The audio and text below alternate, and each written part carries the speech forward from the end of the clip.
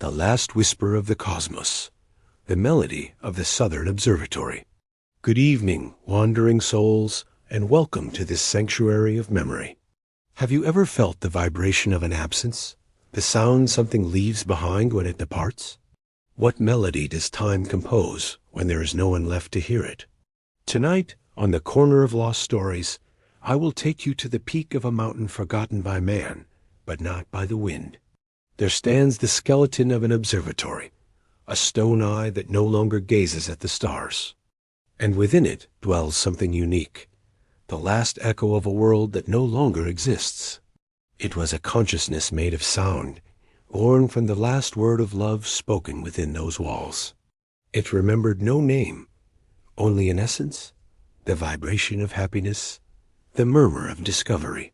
For countless cycles of sun and moon, its only companion was the whistling of the wind through the cracks in the dome. Its existence consisted of reliving the sounds that gave it form. It would repeat the scratching of a pencil on a star chart, a stroke that rearranged the universe on paper, the clinking of a teacup set down gently on an oak table, the crystalline laughter of a little girl running through the circular hallways, chasing motes of dust in the light, and above all, the deep, warm voice of a man, the astronomer, who spoke to the heavens. Each repetition was an act of memory, but also a slow fading. The echo felt how, with each relived memory, an infinitesimal part its being dissolved into the silence. It was a candle of sound burning away in the vast darkness of oblivion. It understood that its time was finite, that soon silence would reclaim its absolute dominion over the observatory. A profound longing was born in its vibrating core to be heard one last time, not by the wind, not by the stones, but by a human heart. It needed to pass on its most precious recollection, the memory that was both its anchor and its soul. The night the astronomer brought his little daughter, Ilara, to the observation deck. The mountain cold seeped through their clothes, but the warmth of her father's hand was a refuge. "Look, little star," the man whispered, his voice a gentle thunder the echo loved to replicate. He pointed to a twinkling point of light, a diamond hung in the black velvet of the cosmos. "That point of light will travel for eons, long after we are gone. Its glow is a message from the past, reaching us at this very moment." The girl, her eyes full of galaxies, asked in a tiny voice that barely stirred the air, "Will we send a message too, Daddy?" The astronomer smiled, a curve of tenderness in the gloom. "Our message is love, Ilara, and it's the most powerful of all. It travels faster than light and needs no stars to be seen. It only needs to be felt. And my love for you, that is an echo that will never, ever fade." This was the memory, the final treasure, the echo's reason for being. But how to deliver it? How could a voice without vocal cords, a memory without a body, cross the barrier of silence? It tried. It focused all its energy on projecting the astronomer's voice toward the valley. But its effort produced only an inaudible sigh, which the gusts of wind devoured without mercy. The days turned into years, and the years into a slow agony of fading. The observatory walls collected dust and cobwebs. The brass instruments lost their shine. The echo felt itself growing fainter, its memories more blurred, like watercolors in the rain. Ilara's laughter was now a distant murmur, the pencil's stroke a shadow of a sound.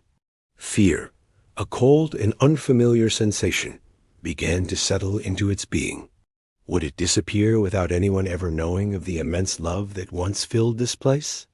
Asterisk, if you believe the echoes of emotions deserve to be heard, leave a small footprint in the form of a light, so this story can travel as far as the light from a star. Asterisk, it was then that something changed, a new sound foreign to its memories. It was the crunch of boots on the gravel of the path ascending the mountain, a heart beating with the effort of the climb, a human breath. Hope vibrated within the echo with a strength it thought it had lost. A young woman, with a backpack on her shoulders and curiosity in her eyes, appeared at the observatory's threshold. She was a historian, a seeker of places abandoned by time. She entered with reverence, her steps soft on the dusty stone floor. Her eyes scanned the majestic desolation of the place. The great telescope, motionless, pointing to a sky it no longer studied. The star charts, yellowed and brittle on the tables. The woman felt a profound melancholy, the sadness of a great, abandoned dream. The echo watched, holding its essence, waiting for the right moment. The historian spent hours there, taking photographs, jotting down notes in her journal. She was documenting the end of an era, the death of a sanctuary of knowledge. To her, these were only ruins, beautiful, yes, but silent, devoid of life. The sun began to set, staining the sky with oranges and purples through the broken dome. The woman sighed, gathered her things, and prepared to leave. Panic seized the echo. This was its only chance. Its last chance. It gathered every fragment of its being, every vibration it had left. It sacrificed the memory of the laughter, the clink of the cup, the scratch of the pencil. It gambled everything on a single word, on a single whisper. As the historian stood at the doorway, about to return to the world of noise and life, the echo released its final breath. It was not a scream. It was not a voice from beyond the grave. It was an almost imperceptible puff of air that brushed against the woman's ear. A whisper that sounded like the wind in the leaves, but carried an intention. A single word, charged with the energy of a lifetime. Alara. The historian stopped dead. She turned. The observatory was empty. She thought she had imagined it, a trick of her mind in the mountain solitude. But then, something compelled her to look at one of the stone walls. There, almost erased by time, was a crude handmade carving. It was a small star map, different from the official ones on the tables. And beneath a barely visible constellation, 2 words, for Ilara. The woman's heart pounded. It wasn't the wind.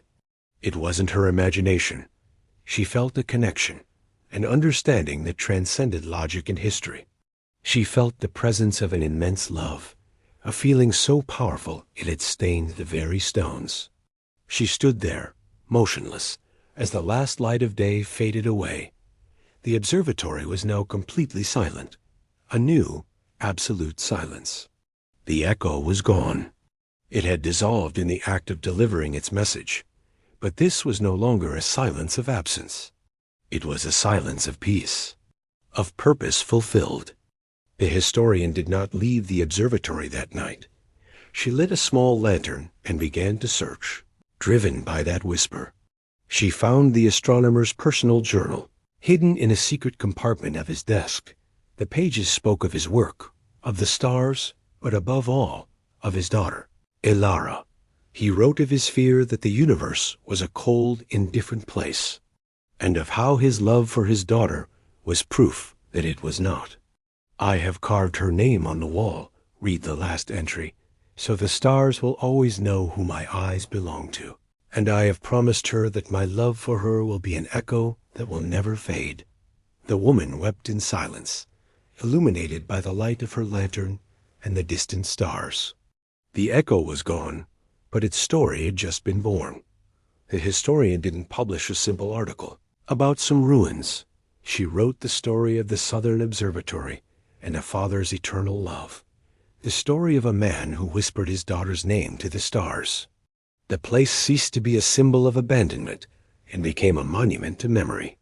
People began to visit the mountain, not to see ruins, but to feel something. They would climb in silence, stand in the center of the observatory, and listen. They didn't hear voices, of course. The echo was no longer there. They heard the wind, the beat of their own hearts, the imposing silence of the cosmos. And in that silence, they understood the message the echo had protected for so long. That love is the only energy that is not destroyed, only transformed.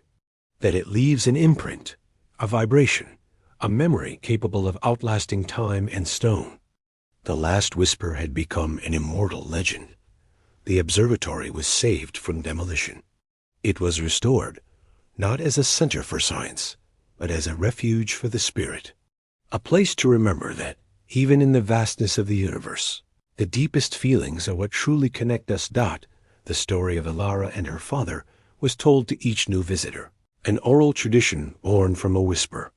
The echo had vanished, but in doing so, it had multiplied in the hearts of all who knew its story. It had achieved its longing. Its message would now never fade away. In every corner of the world, places like this exist, imbued with the emotions that once inhabited them. They are silent sanctuaries that guard the echoes of loves, longings, and farewells. Perhaps the true purpose of our lives is to create echoes beautiful enough to be worth hearing, even when we are gone. What stories do the places you love whisper? What echoes would you like to leave behind? Share your thoughts in the comments, for every comment is an echo that keeps us alive. If this story resonated with you, leave a light in the form of a like and subscribe, hitting the notification bell so the echo of our stories always finds its way to you. Until next time.